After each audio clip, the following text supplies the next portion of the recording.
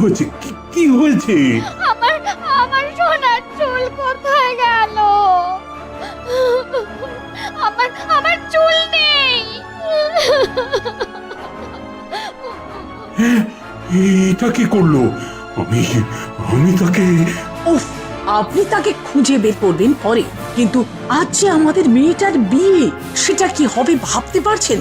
ও হ্যাঁ, তাই তো। আমার চুল, আমি এখন চুল পাবো কোথায়?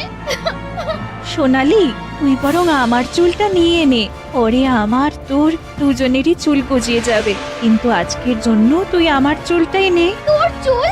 তোর ওই সাদা বুড়িদের চুল?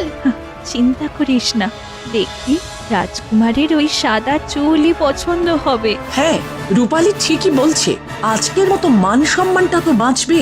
হ্যাঁ, সেই ভালো।